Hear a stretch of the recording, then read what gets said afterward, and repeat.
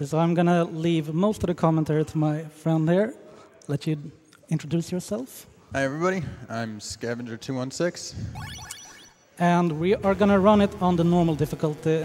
I can show you the difference here that easy difficulty is pretty much the same thing except you have double damage. So yeah, I'm going to do it on normal. And the differences with the other ones are that you just have less lives to work with, which is why I'm gonna do normal on for a marathon here. And time will start, well, I'll count it down.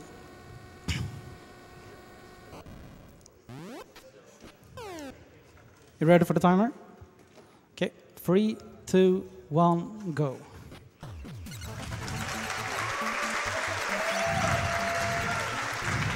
All right, so at the start of this game, it's a pretty clear-cut platformer.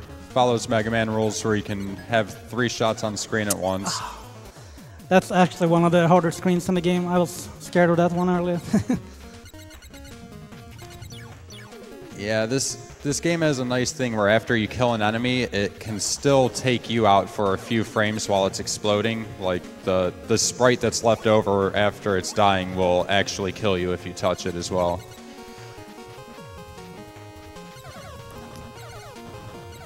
Another thing that's worth to mention is that I can only have 3 bullets on screen at the same time. And for example, there when I died, those enemies took 4 hits, so I had to do like 2 jumps with 2 shots each to kill them, which is why that strat is tricky.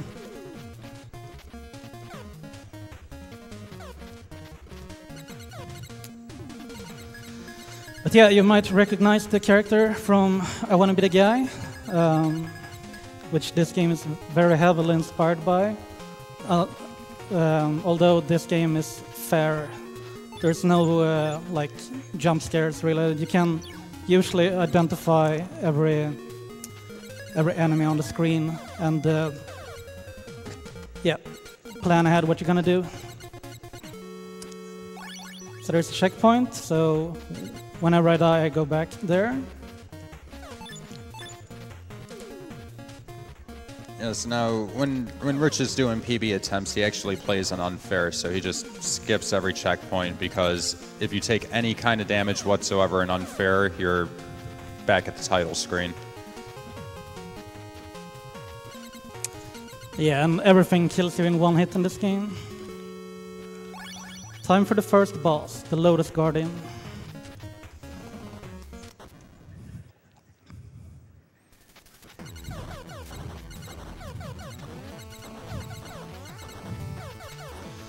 Jennifer dumped me.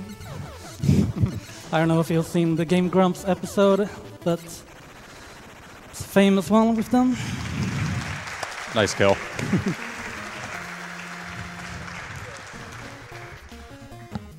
Thank you. Even though I killed the boss now, I haven't saved after, so if I die here before I save, I have to refight him. But it should be fine. There we go. So we get a checkpoint down here. You know, this game is very open-ended and kind of exploration-based in the sense that there's not clear-cut, straightforward levels. It's more of a open Metroidvania kind of style concept. Here we get the high jump, so now I can jump 1 tile higher than before, which we need to get to the next area.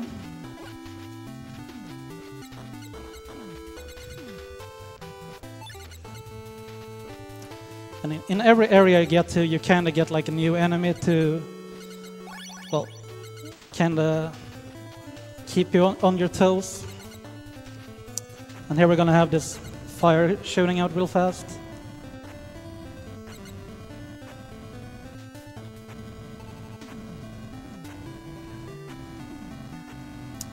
You can jump over those gaps and it will save a second each time you do it there. So that room could have been 2 seconds faster, but you have like 2 frames to jump over the gap.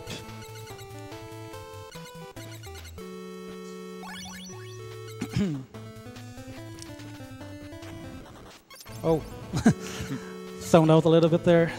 That's usually a no-brainer here. This is the scary room.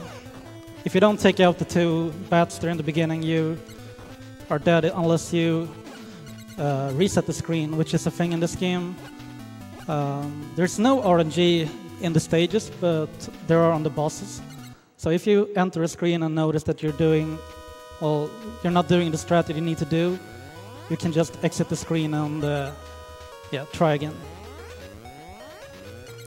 Another staple of Mega Man games besides the 3-shot limit is Yoku blocks, which this game definitely has its fair share of. Here I jump to manipulate this fan so I can just drop down faster.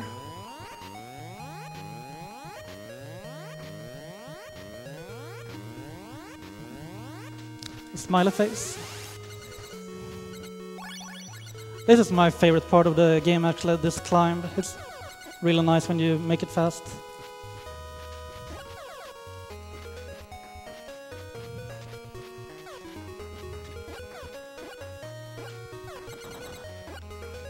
And these enemies take 4 hits, which makes them a little bit more annoying than the others. New enemies, homing drones that kinda tracks your horizontal position and tries to shoot at you.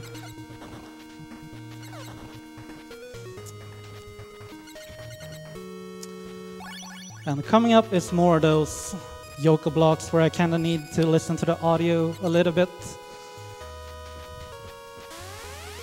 More of those fans. Here we go.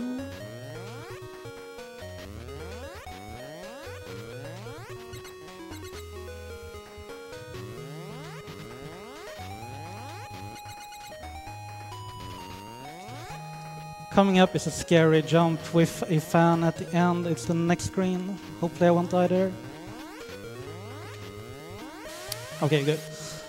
If you go in too deep on that platform, you will bonk your head in the ceiling and get blown down on the spikes. Or if you jump too late, which is don't jump at all, you get blown down on the spikes as well.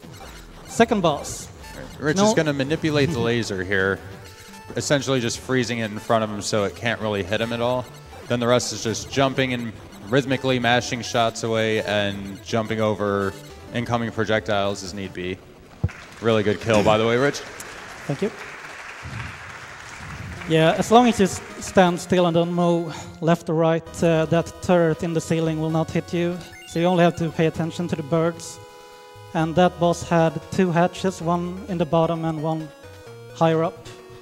And if it shoots out the birds from the top hatch, you have to jump, which I had to do this time.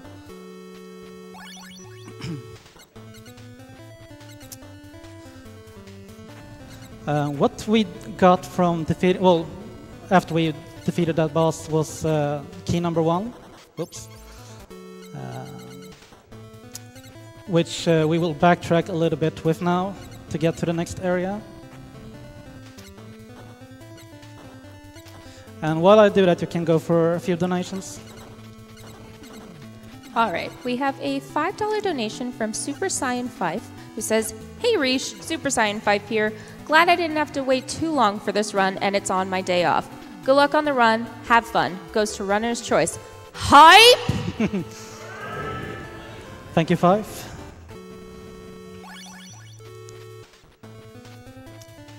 You can read a few more if you want. $50 donation from Jake Monroe. A friend of mine is attending SGDQ this year, and Battle Kid is one of his favorite games, so I had to make sure to donate during it. Have fun out there, Keon.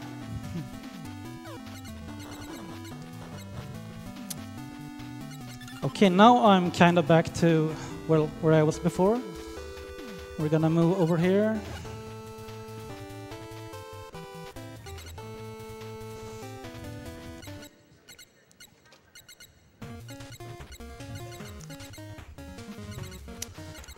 One of the reasons why I really love this game is because of the awesome music, by the way. Yeah, I don't think I've heard anyone say anything bad about it. I realize it's an indie game and wasn't an official release or whatever, but I say this is some of my favorite music in any NES game right here. Yeah, definitely. Okay, now while we're in the underwater, you can see a timer at the top, which is my oxygen. When it reaches 0, I will drown and die. And some new enemies here.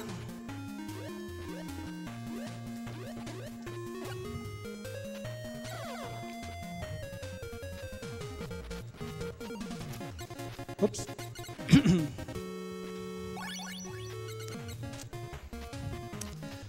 Now we're gonna reach a point where it kinda throws a little bit of everything at you that you have already seen.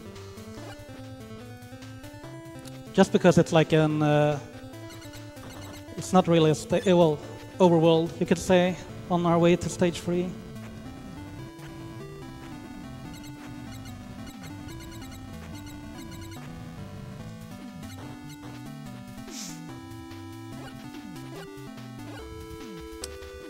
And up here I'm gonna enter a room and leave immediately. What I did there was I activated the teleporter, which I'm gonna use later on. Stage 3, which is a little bit, yeah, it's one of the trickier ones actually. And later on I'm gonna need an audio cue for a long section.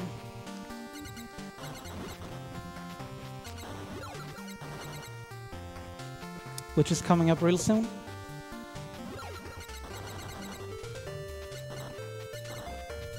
One of the really nice things about this speedrun is the enemies are not random in any way. Their behavior... Oh, quiet time, sorry.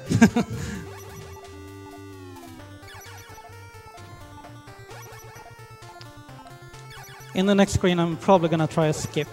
You're supposed to go 1 space at a time, but I'm gonna try to go 2. Here it goes. Nice.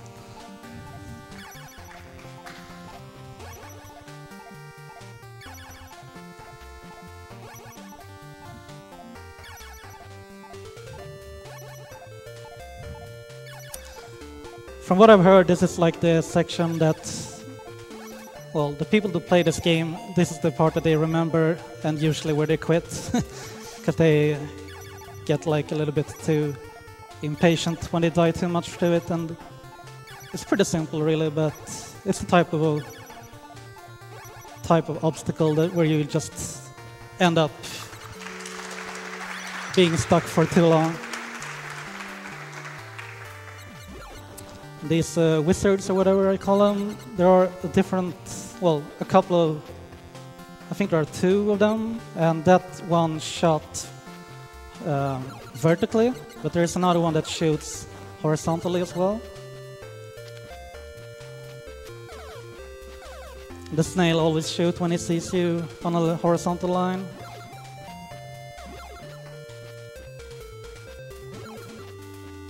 And enemies are always going to be in the same exact position on the screen when you go into a screen, so you kind of know what you're dealing with at any time. You don't have to deal with any kind of like global enemy cycles or anything like that.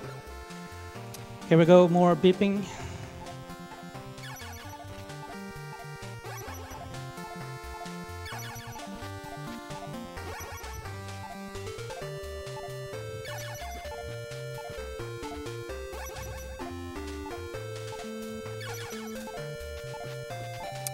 That jump is always scary.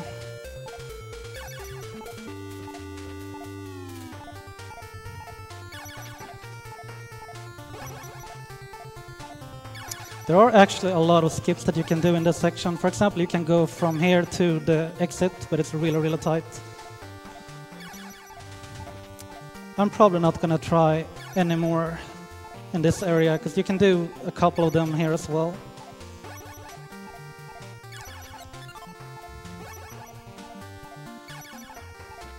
I usually go from this one to the middle.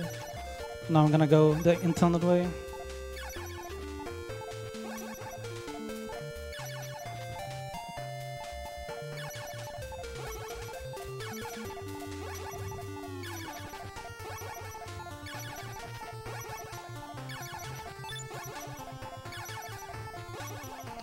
Final room.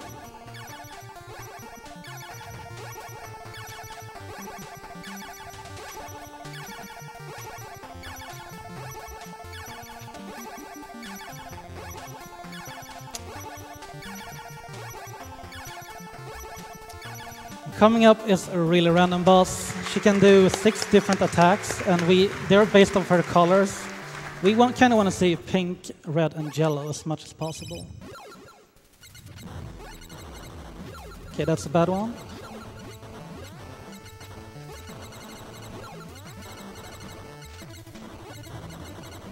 Green is the worst because you have to retreat like that. But solid Nice. kill.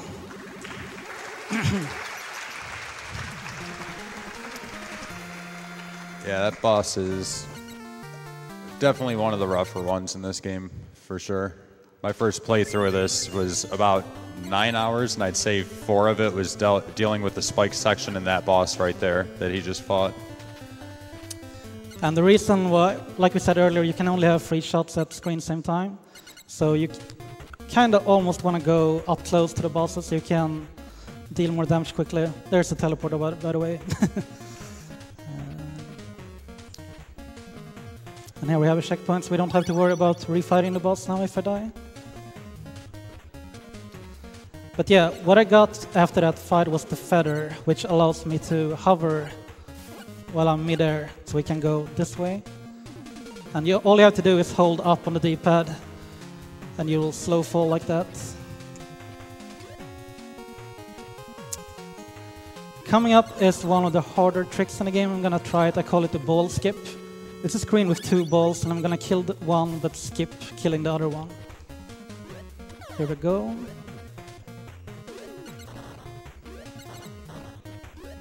Nice, got it. That saves like 4 seconds compared to killing the ball. Well, 2 to 4, depending on how you do it.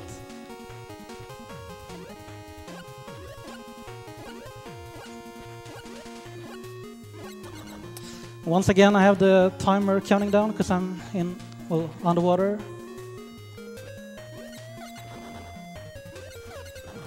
These guys take 4 hits. There's an optimal way, which I'm doing now, to distribute the damage the most efficient way. And since I got up on land there, I refreshed my timer.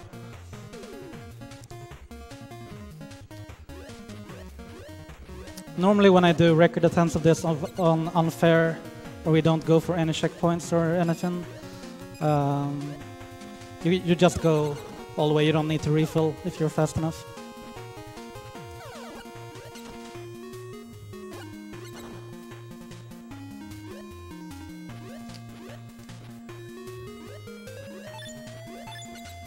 Okay, we're almost at stage 4, which is, in my opinion, probably the hardest stage in the game.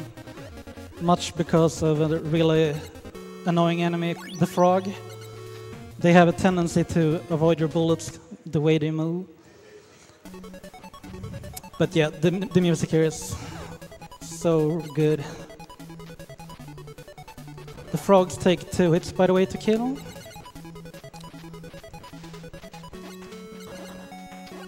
Oh shit. I'm gonna reset there too.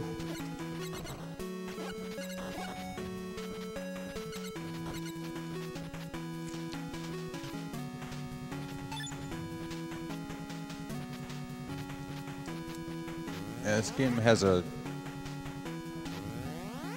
lot of really tricky platforming to it. There's a lot of really tight jumps to it. What this stage is gonna try to throw at me is crushers, which kinda goes at you when you're gonna say here, when they are on the same horizontal line as me, they go after me. Or vertical, for that matter.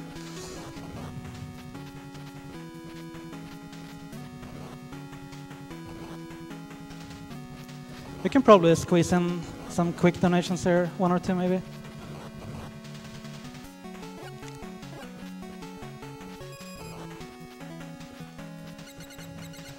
We have a $40 donation from Arzine. Sup SGDQ, been a big fan since I discovered this event about 3 years ago. Sadly, I can't be around for the games I totally want to watch, but still want to donate. This is for the super awesome doggo ending in Silent Hill 2. Puppies hype! I was a little bit too eager there, jumping up, which killed me. Needed to wait like one more frame.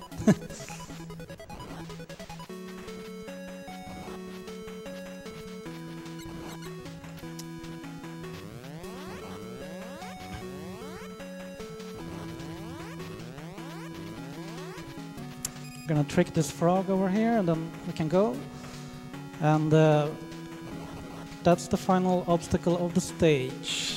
Here's infinite oxygen, so we don't have a timer anymore when we're underwater. And this is the fourth boss, the Nagaconda. It's not random at all. I'm gonna try to get a quick kill here.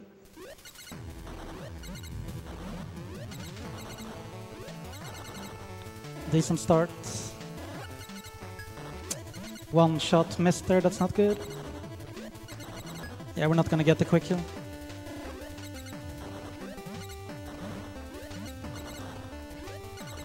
You can kill him in that jump, so I'm gonna have to do this to kill him.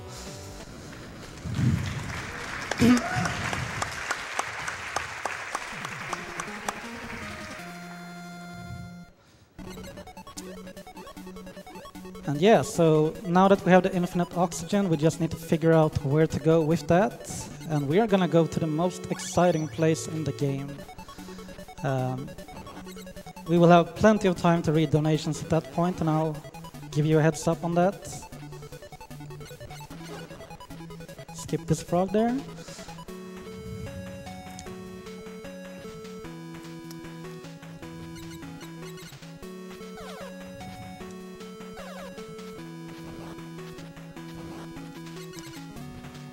I'm tempted to go for one of the most stupid tricks in the game, which is the frog skip here, but since I've been playing pretty bad, I'm not gonna do it. It only saves 0.7 seconds as well. And it's like a 2-frame window. But yeah, now we're gonna run over to a teleporter and teleport back to a previous area. And then go slightly out of our way to our next destination.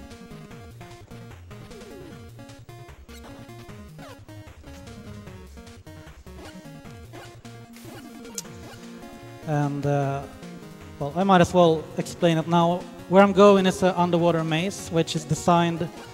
It's just a long maze with nothing to it really, and it's designed so that you will.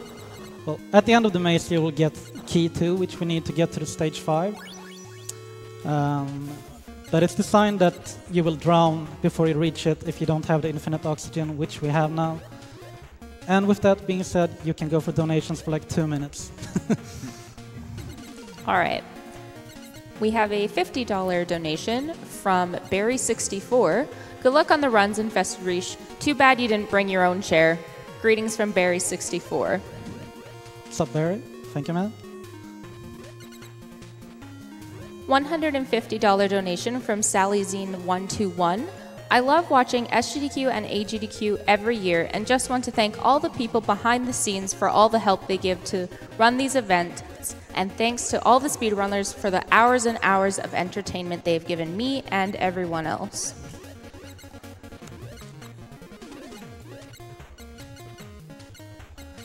I like to shoot to the music here because I don't have anything else to do.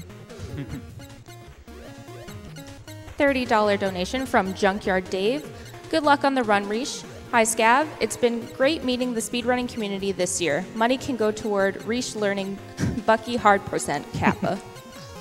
Ouch. Maybe I'll ask Garrison about that. He's gonna run it at this event after all, so have the master himself to ask, I guess. But thank you, Dave.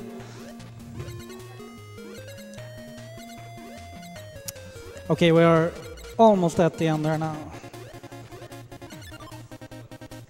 And the only point of this section is just to check that the player has gotten the O2, really. Because if you try going through that without O2, you're just going to die. Yeah, and even if you could get that key too early to get to stage 5, or before stage 4, the only thing you would get out of it is double jump, which you get in stage 5. So it wouldn't help that much for stage 4, but kind of would be interesting to see what would happen if that was possible.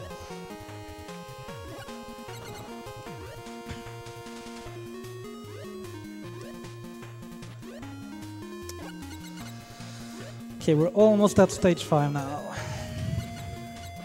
which is an underwater world with a lot of trolley fishes and stuff like that. This used to be like the run killer for me back when I did attempts of this, but now I would say 4 is worse. It's a really cool stage though when you just play it through fast. And this is the new enemy here, the pufferfish that kinda seeks you out and tries to snipe you with the spread shot.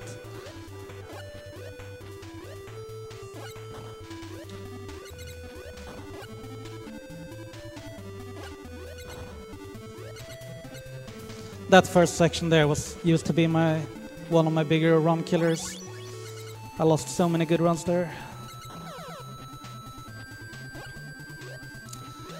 And I've been playing this game since 2014, when I did a big blind race with a lot of my NES friends, Bad Breaks, Dexter, Duckfist, TMR, Blackage, or you name it, like so many good, nice people from the community. And that blind race was the most fun I've ever had. It took me 7.5 hours to beat the game first time, and we did it on easy difficulty with the double damage. But the reason why I love this game so much is it's the type of game which is so rewarding when you learn room by room how to do them fast. And it's a really nice, fun game to play through. Okay, I wanna hit that guy, that was close to that eye.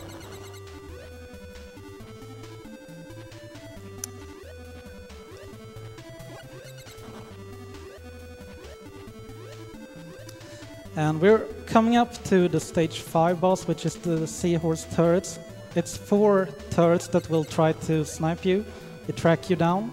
The first, when the fight starts, it's always the same, but then the pattern is random, which one will shoot, and they will speed up the more I kill.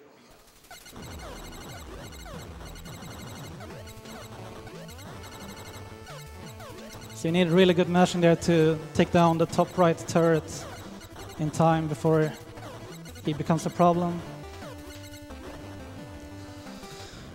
Second best pattern, but it's a decent fight in general.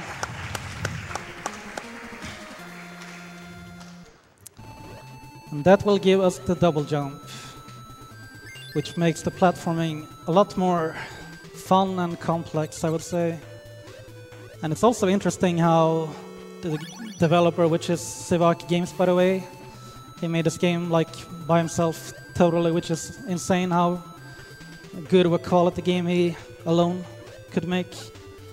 But yeah, you're forced to backtrack for these screens in a different fashion than the first time, which is an interesting take to it.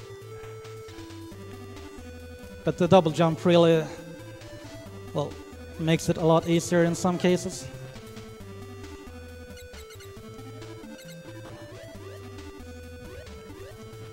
And unfortunately, with this being an open-ended game like this, there's some unavoidable backtracking in a couple spots.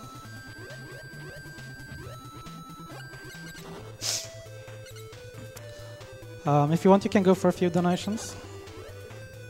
All right. We have a $150 donation from Zero Crates 143. Always hear about this, but never watched. First year watching it and loving it so far.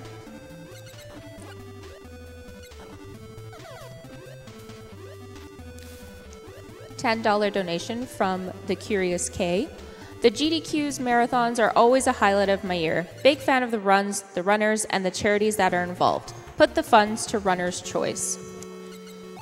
Here I want to do a shout out to the Mexican runner. Like I said, he was in the blind race that we did. And we have a thing that we call Don't Do a TMR, which is, we're heading to stage 6 now, and it's right here. But TMR, he went up there and missed the entrance and ended up looking out for, well, playing through the whole game pretty much again and lost like 2 hours trying to find the next stage.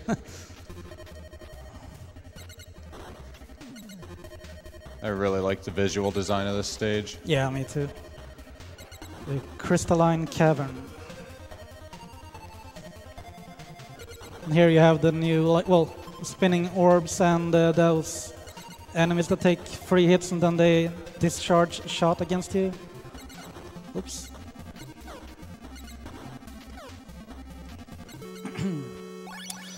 This stage is pretty short, but well, it's compact, I should say. How it's designed, you kind of loop around and come back and then go to another area, but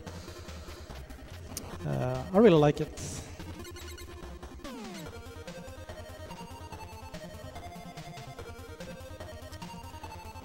A little weave here so you don't die. That's... yeah, I think I mentioned it earlier, but if you... Yeah, I did. If you go into a screen and notice you're messing up a strat, you can just reset it, which I did there. Otherwise, I probably would have died. Now we got key freeze, we can advance deeper into this stage.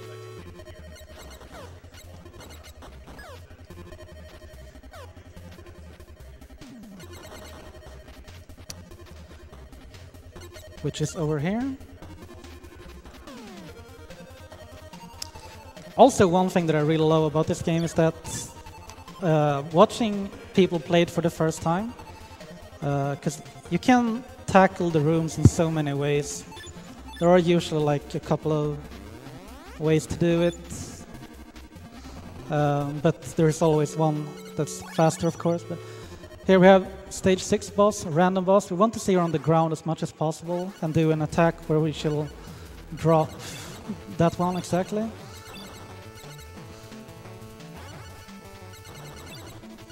She can do 4 attacks, and it's 2 attacks while she's on ground and 2 in the air like this. She'll probably die the next cycle here. There we go. An early 4 cycle, that's good. You can kill her in 3, but I'll take that.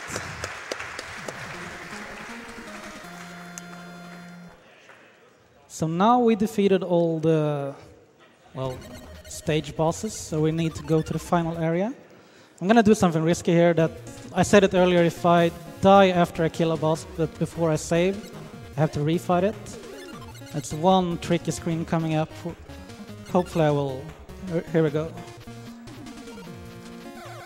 Okay, we're good. And now we're just gonna run to the closest teleporter to go to the final area, which is teleporter 4 outside of stage 3.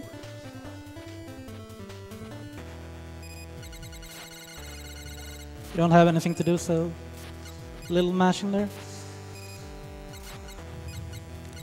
The final area is by far the biggest one, and yeah, probably considered the hardest. A lot of stuff that it throws at you.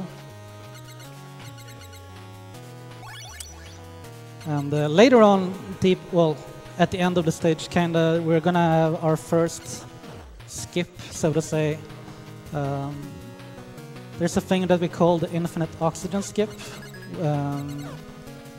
which is, well, I'm gonna reach a point where I'm gonna lose all my power-ups, so I need to recollect them. Oops, dropped too fast. But the game wants you to collect the infinite oxygen and then go for the high jump, etc. But we're just gonna go for the high jump immediately.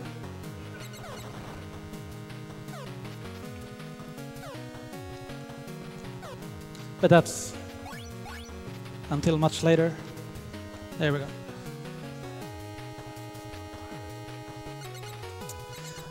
I'm playing a little bit, well, not as good, because I'm trying to do commentary as well. This is not the type of game where you, well, it's not easy to do. Doing my best. And I don't, well, a few deaths here and there, I guess it's fine. More beeping here. You can do a lot of skips here as well in this whole section. There's one at the end here, you can go from the bottom to the top, but I'm not gonna go for it. And this room has like almost every other is a potential skip. But all of them are really tight, so it's not really something I would go for a marathon. I did do one earlier in stage 3 though, so I'll take that.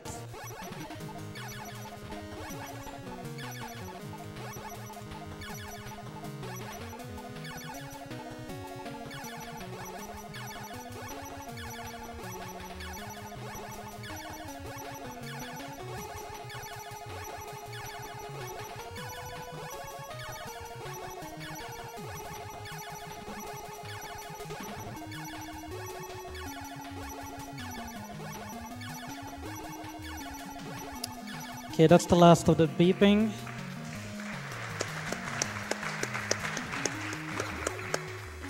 There is one place later in the so-called infinite oxygen skip where I kinda use audio cues for disappearing blocks, but not as bad as those beeping sections.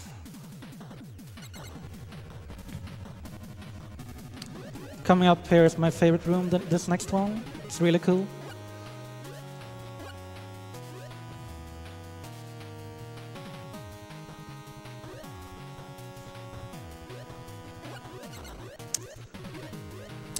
Coming up soon is the, well, we're gonna get robbed of our gear, so you can go for a quick donation before that if you want.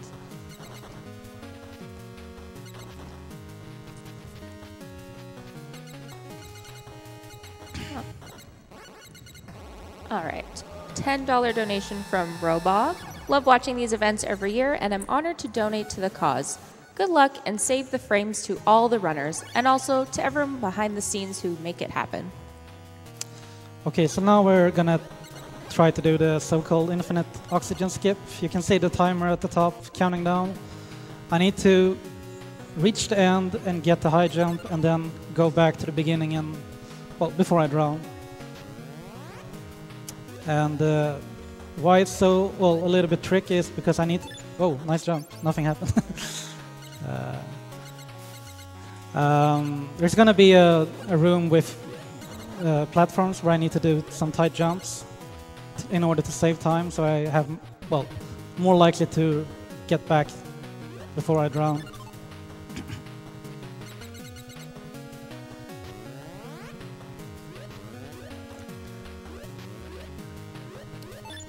As some of you might have noticed from the HUD at the top of the screen, when you enter the final stage in this game, the game strips all of your items that you picked up throughout the game. So you lose your slow fall, your double jump, your infinite oxygen.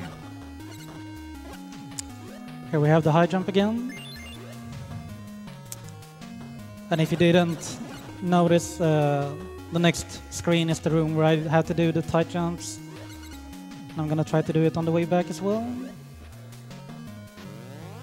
You can see I like to do a little tippy toe to the end to get the correct position and time my jump.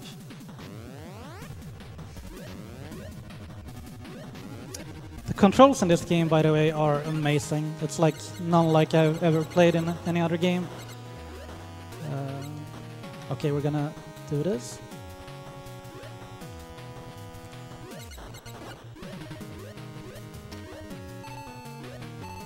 Usually I get back at like 12 on the counter, but as long as I didn't either, I'm fine.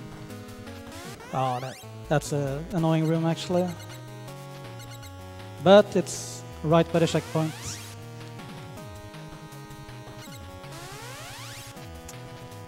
This is a cool room if you do the proper strats. Nice, that's a quick strat. You're supposed to like learn them one at a time, but by doing that you can do it really fast.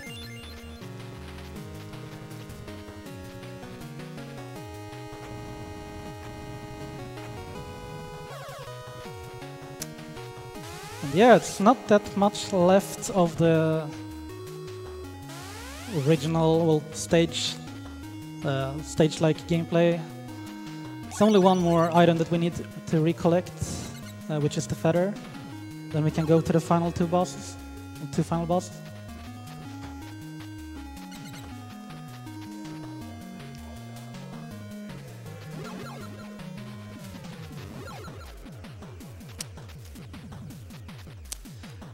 One thing that also amazes me is how this game was kinda meant for speedrunning. You could see how I'm just like running through the rooms and jumping at the right spots or doing like a particular shot to make it really fast. Unlike when you do a casual playthrough and you'd probably stop to kill everything. But it just kind of works out to just go fast most of the time.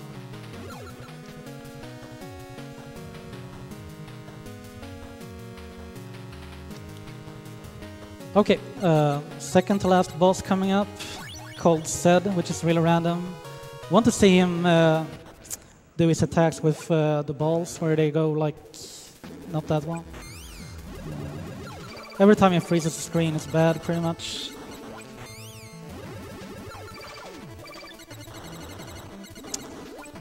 It's not a fan, I guess. Only bad patterns so far.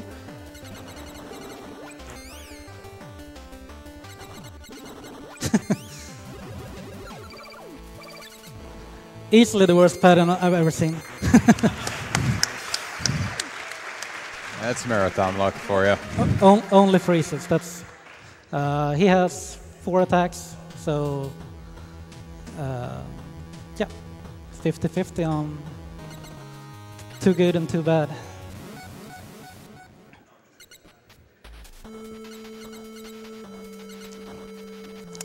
Time for the final boss. I'm gonna try the hardest strat possible, going full YOLO here, which is I'm gonna try to stay at the top left as much as possible.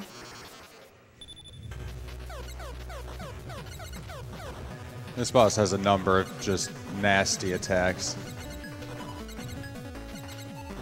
Okay, whenever he does that attack, you need to go and hide, and with this one I need to bait the shots. Okay, that's kind of unfortunate. I wanted to stay at the top there, but since I was so far to the right, I felt like better to stay below. And this is the reason why this is the hardest strat. Jumping over that orb there is, yeah, one of the harder things to do in the game, I think. Whoa.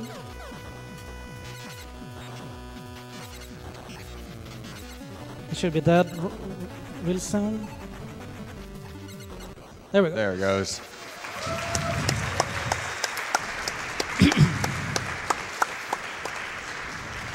So all that's left is an escape sequence, and the time will be at a certain screen transition. I will let you know. It's probably like, I think it's like 40 seconds or 30 until we reach that point.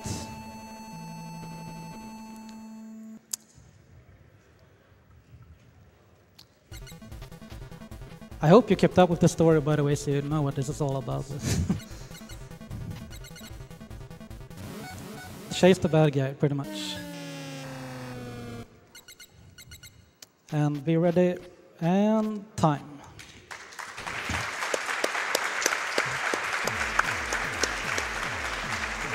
$41.46, not bad. I'll definitely take that, considering I had more unusual depths than normal, I would say. But yeah, hope you enjoyed the game. I want to do a shout out to Spiriax, which is a friend of mine in Sweden, another speedrunner. Me and him pushed down this game a lot the last 2 years, and I guess because of that I had a chance to play it in a solo run here for you today.